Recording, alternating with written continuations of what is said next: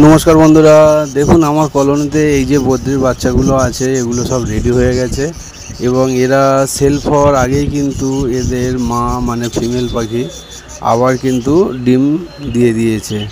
তাই আপনারা বাড়িতে বদ্রি পাখি পুষুন এবং দেখবেন এই বদ্রি পাখি একমাত্র এমন একটি পাখি যারা খুব তাড়াতাড়ি ব্রিডিং করে এবং ওদের ফার্স্ট ক্লাস শেষ হওয়ার আগেই আবার তারা এগ লে করে দেয়।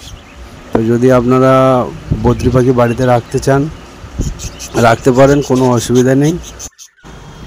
তবে এমন রেজাল্ট পেতে গেলে কিন্তু আপনাদের পাখিদেরকে সময় দিতে হবে, ভালো হেলদি ফুড দিতে হবে, আর কেজ বা কলোনি এমন জায়গায় রাখতে হবে যেন পর্যাপ্ত আলো বাতাস আসে এবং ছায়াযুক্ত স্থানে আপনাদেরকে কিন্তু আপনাদের কেজ বা আপনাদের পাখিগুলোকে রাখতে হবে।